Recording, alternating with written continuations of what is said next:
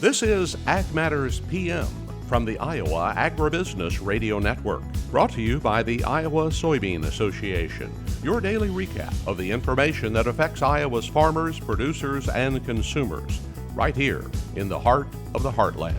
With reports from our award-winning broadcast team of Dustin Hoffman, Riley Smith, and Mark Magnuson. Now, from the IARN studios in Des Moines, here's Riley Smith. Well, good day and welcome to Ag Matters PM from the Iowa Agribusiness Radio Network. I'm Riley Smith. Today is Tuesday, August 16th, 2022, day 6 of the Iowa State Fair. We're so glad you can join us today. In today's episode of Ag Matters PM, I have coverage from the Bacon Buddies Swine Show that took place last Saturday. We also have a look at that ag weather outlook, but first, let's run down the markets. It's time now for the Ag Matters PM Closing Market Summary, your source for market analysis and settlement prices from the day's trade in Chicago, courtesy of the folks at agmarket.net. Well, we're at the end of another trading session here for this Tuesday, and for a bit of analysis, we go to Jacob Burks of agmarket.net. Jacob, what did we see going on in the grains today? We saw a lot of red today, Riley. We had a pretty good sell-off, still continuation from yesterday's pullback in the grain markets. It didn't slow down here today. We actually closed 18 cents lower in the December corn contract, traded down to 6.10 here. Looks like we're at the settlement times. We're going to be right around that 6.10 to 6.11 time price range. But soybeans took the same deal, slowly but surely just melted all day long. 13.81 is where we settled up here in the November soybeans. Wheat market couldn't catch a break either. Down 15 cents. Soybean meal's down. Soybean oil went negative. So it was just an all out downward day across the whole grain complex. Of course, things are kind of down today because the weather and reports weren't as bad as they could have been. Now, at this point in the year, since we're so close to getting to really big parts of the growing season, would we rather see the good weather now and maybe the prices are not so good? Because, I mean, who still has a lot of grain left over anyways?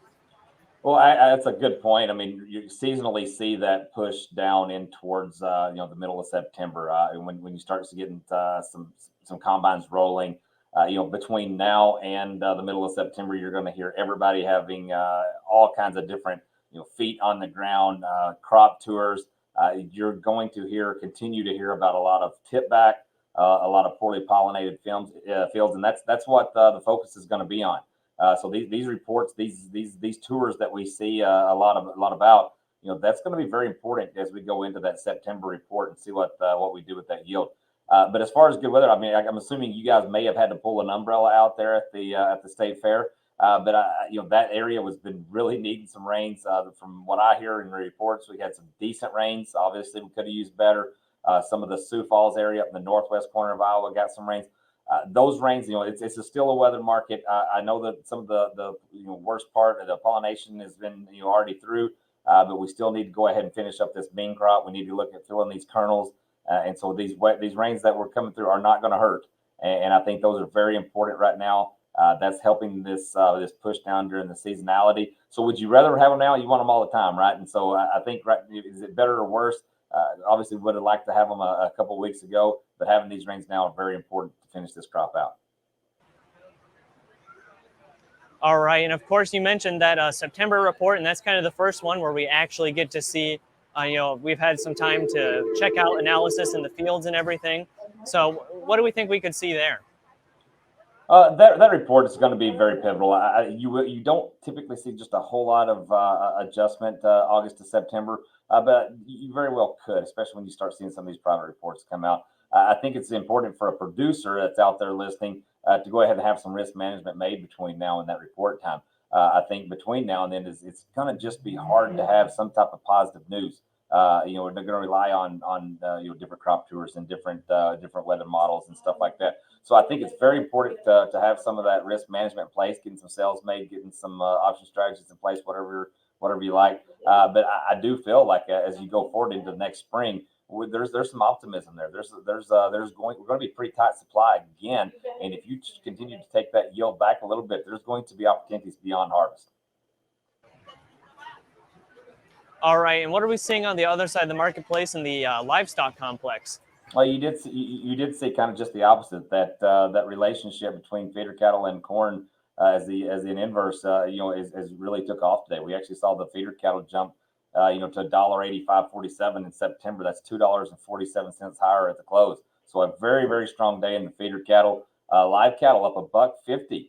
So we look at the October and we made new highs for this move. That we haven't been this high since mid-May. So you saw us a very strong cattle market today.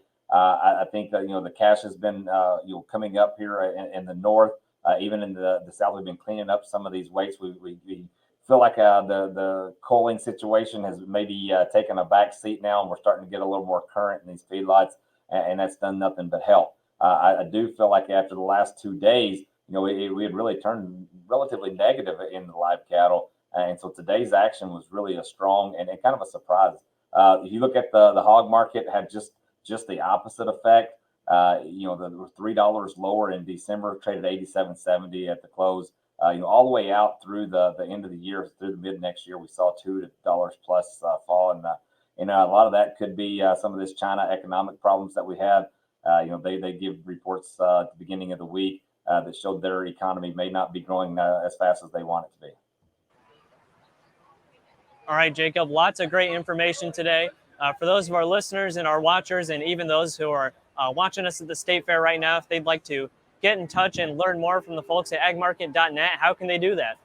Well, the first thing, you can even pull up your phone and check us out on our app. We got agmarket.net. Sign up for our 30-day trial of our information. We put out a lot of information that's very high quality. You can manage a subscription to get the reports that you want. That'd be our first recommendation. If you want to talk directly to me, you can find me there on the website, or simply call me at 608-384-5438. All right, Jacob. Well, thanks for talking with us today, and we look forward to catching up with you again soon. Have fun at the fair, Riley. That again was Jacob Burks of agmarket.net. We'll go ahead and take a look at how those numbers close. That's courtesy of the folks at Bar Chart. September corn is down 15 3/4 at 6.11 even. December corn down 18 even at 6.10 1/4. September soybeans down 39 3/4 at 14.54 1/4. November soybeans down 31 1/4 at 13.81 even. Soybean meal down 9.90 at 470. Soybean oil down 92 cents at 66.52. Chicago wheat is down 14 3/4 at 7.86 even. Minneapolis spring wheat down 8 even at 9.02 3/4. Kansas City hard red wheat down 11 even at 8.71 3/4. And September oats down 18.5 at 4.41 3/4. On the Merc, August live cattle up 155 at 141.30. August feeders up 160 at 181.52.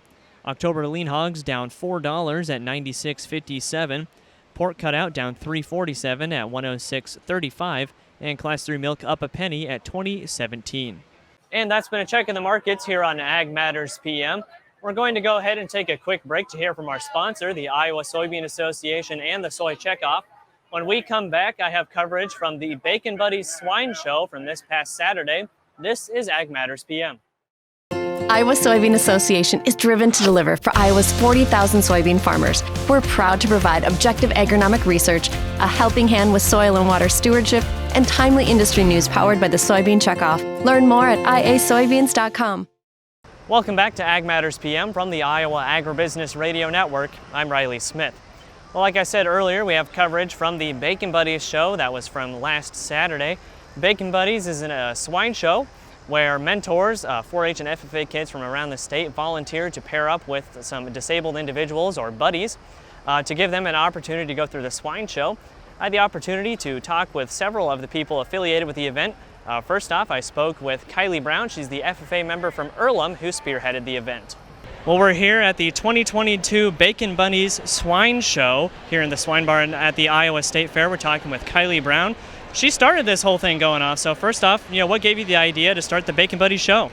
Right, so I heard about this event at the Wisconsin State Fair. It's called the All for One show, and I actually heard about it just a few days before it started. So I called up my FFA advisor. I was like, hey, you want to take a trip to Wisconsin? So we went there, we watched the show, and we talked to the people running the event. And honestly, the most important part was just sitting there from the stands and watching it all happen and soaking it in, and then realizing that this is really something you wanted to bring back to your own state, right?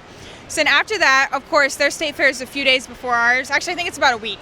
And so I came here, and of course the first person I wanted to talk to in the swine barn, I went straight to Ernie Barnes, how helpful he is in this barn. He seems to know quite literally everybody. Then after that, obviously it wasn't going to happen at that state fair. We started planning. I met with the Iowa pork producers and Special Olympics. I think we met January, December. We started planning this whole thing out after a few emails. It took a lot of planning, and I couldn't be more thankful. The Iowa pork producers, Special Olympics, and everybody, they helped out so much. The Iowa State Fair, it was just really, everybody was so helpful and wanted to get in on getting this event at the state fair, so that was extremely eye-opening to see. Right, and how long has this show been going on for now? I believe it's the third year. We did have to stop for a year because of COVID, so yes. Right. And, you know, just what a great way to get everything together, and of course, what a special connection to have with the Special Olympics and have that show going on, and you know how much it means to them, right? Right, and obviously the show ring is what everybody else watches the event happen, but I think the main portion, if anybody ever gets a chance, is to go back in the barn and watch these kids connect with each other. That's the main idea of this whole event, making the connections with these individuals. Obviously, getting them involved in the ag industry is also another big concept, but you know, it's so cool to see kids from past years walk into the state fair barn and see the people they were paired up with, and their face just lights up. They're like, oh my God, you know, so that's extremely cool to see. So I think the main portion of this event actually doesn't even happen in the show ring. That's just where the kids get to shine, so. Right, and these kids show in pairs. We have a mentor and a kid that are in the show ring. You know, how does that selection process work? How do they get involved? Right, so the first few years, we kind of selected our mentors, people we thought would be a good fit, just because the first year, you know, we want to make sure everything ran smoothly. After that, it's kind of a random lottery. You sign up. If you ask to participate and you sign the form, it's a random lottery form. If you don't get chosen, you're always welcome as a volunteer, so that's always an option. And, you know, it's just as cool as being a mentor, I think, in my opinion. Then also the Bacon Buddies participants, that deals a lot with Special Olympics. They go out and they help promote this idea, and they know kids that are going to be a good fit or would extremely enjoy doing this or having this opportunity, and they can also sign up themselves too. So it's pretty much open to everyone and anyone that would like to do it. Right, and of course, always a great time watching these kids go on. Of course, every show here at the fair is a great time to watch, but just, you know, such a special connection we have here. Right, yes, especially. Right. Well, thanks for talking with us today, Kylie. This is a great thing you have going on. What a special effort you have going on. It's just what a great thing you've done. Right. Thank you. I also had the chance to talk with Iowa Pork Producers Association President Kevin Rasmussen about their affiliation with the event as well. Kevin, what a great show we have going on today. It is a great event. So my wife and I, Lisa, we live in Humboldt County, and we've raised many crops and crops of pigs in Humboldt County, Iowa. And we continue to say the best crop we've ever raised is our crop of kids. And this is just a great example of a great crop of kids here in Des Moines at the Iowa State Fair, mentoring these disadvantaged kids or kids that don't have the same opportunities that 4-Hers and FFAers have. Right, and you know, like you said, what a great partnership. It's something that you don't see necessarily super often, but just to, you know, get these kids out here and the looks on their faces while they're in the ring, running around getting those pigs. Some of those pigs getting a little ornery, but still just a great time. It is a great time, and kids naturally love pigs, and they love being at the Iowa State Fair, and they love being involved. So much of the time they have to sit in the stands and watch somebody else show a pig, and they just want the same opportunities, and that's what we're here today. You know, one of the principles that pork producers developed many years ago were the We Care principles, and one of those principles was commitment to and caring for your community. And that's what we're exhibiting here with this event, is commitment to the community and sharing what we know and how we care for our pigs with others. Right, and just talking about how great the kids are, this show was spearheaded by one of the FFA kids. And we talked to her earlier, and just what a great effort. She went all the way to Wisconsin to see a show like this, get the idea, bring it back down here, and get that going. I mean, just such a great example of the FFA and 4-H kids that we have around the state. You know, our youth are amazing. Their willingness to share, their willingness to embrace others, and sometimes we as adults could take a lesson from our youth, the caring attitude and the giving back that they give to others. Right, and of course, you being with the Pork Producers Association, you're acutely aware of the giving nature of the swine industry. And, you know, like I said, this is such a great example of everybody in the swine industry cares. Yes, everybody in the swine industry cares. You know, we care for our pigs every day, and we focus on our pigs every day. And so, you know, this is nothing more than focusing on our community. It's the same, so one of those same principles that we do every day when we care for our animals. We're just spreading that out so other people can see how much we care for our animals and how much our animals actually respect us in the show ring. Right, and of course, you know, such a great partnership for you guys to be here, Pork Producers Association. You know, what was it like to get the call from a FFA kid, be like, hey, I have this idea for a show? You know, I wasn't involved at that level, but that is, whoever was, I mean, this is just a great thing that they took that and ran with it. I was talking to a dad earlier that it's a line item on their entry form when they enter for the state fair. It's in the swine shows, hey, do you want to be involved in the Bacon Buddies? And we have way, way more mentors than we have participants. Right. It's just such a great show. It's a great show for a greater cause. Kevin, thanks for talking with us today. You know, just a great opportunity to be here. You are very welcome. Iowa Special Olympics CEO John Kliegel was also at the event, of course, the Special Olympics being the primary benefactor from it. He talked about how much this means to those Special Olympic athletes and the donation that they've received as a result of this event. Absolutely. This was a good turnout tonight, and the weather cooperated as well. Right, and what a great opportunity, you know, not only for the people who we've had to, you know, to give these opportunities, the Special Olympics affiliated people, to give them the opportunity to show, but the kids, the mentors as well. You know, just this interaction. And I was talking with some of the event organizers earlier, and they said almost the best part of the show is what happens outside of the show ring, getting to know each other and showing them how to do these pigs. Absolutely. It's just like any other 4-H FFA project. It's not just the county fair, it's the working up to the county fair, everything that goes on back in the pens, the washing of the pig, the brushing of the pig, all of that. We also had this at the county level in many counties across Iowa. That's really where the inclusion factor came in, all coming to a head here at the state fair. Right, and just how great are these kids, these exhibitors that we have here. I mean, this show was spearheaded at first by an FFA exhibitor, and she went all the way out of the state just to figure out, you know, what this show was like, to bring it back here to the Iowa State Fair. So, I mean, what a great example of the kids that we have here at the fair. Yes, Kylie Brown from Earlham in her FFA chapter traveled to Wisconsin. Had a great experience there. Iowa State Fair, being what it is in 2019, really blew up Bacon Buddies. Right, and you know, what was it like to have an FFA kid come up to you guys and be like, hey, you know, we have an idea for a show, and we'd like you to be a part of it? It was really special because my son's also an FFA member from Earlham, so they knew they were preaching to the choir when they came to talk to me. But I have two other children that always had an opportunity to show at the county level and the state level, and their sister, Abby, who's 26 years old with Down syndrome, never had those opportunities, so they got an opportunity to do it here at the state fair. Right, and that's what this show is all about, having those opportunities for all these kids. We also had an opportunity for a fundraiser. You know, a few other 4-H and FFA kids were able to do that. Raised, I believe it was $1,200, and you know, you got to accept that check just in the show. You know, how great is it that it's even growing further? Absolutely. 2 years ago they raised $1,000, and this year they raised over $1,200 at the Boone County Fair. Right, so hopefully they continue to grow with those funds being raised. Hopefully this show continues to grow. You know, there's plenty of kids in it, but it always feels like maybe we could do a little bit more, and we know that there's plenty of opportunities across the state to do that. Right, the growth opportunity is really at the county level. We have more mentors apply than we can actually get a show in here. The state fair is extremely scheduled and very busy, which is a good thing. So the county level is really where we can grow this.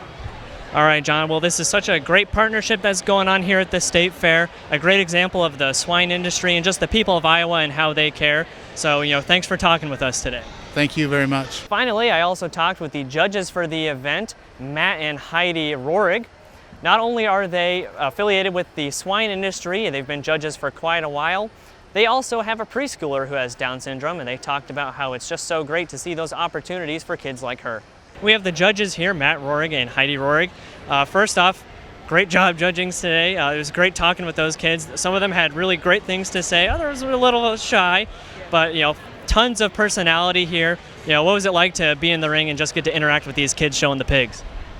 It was a really neat deal. I mean, we've been around the show since it kind of got started. Our kids have both been mentors, so we're familiar with it. Definitely, it's an excellent time to be out there with the kids. It's fun. Some of them really like to talk on the microphone, and others get real shy, like you said. So, but it's amazing those Special Olympics athletes, how much that they enjoy it.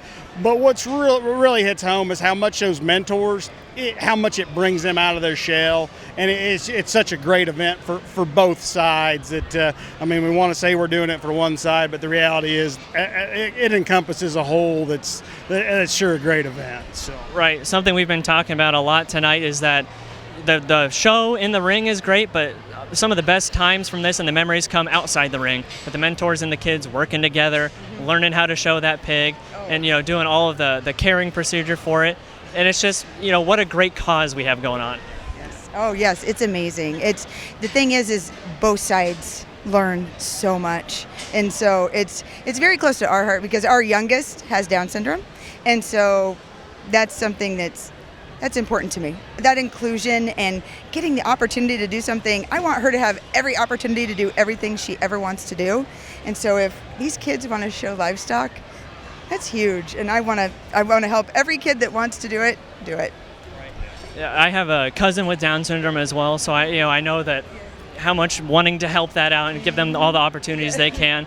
And some of these kids really took to it. There was one kid out there twirling his whip around. He was really showing off. Talk about the showmanship that we've had tonight. Yep.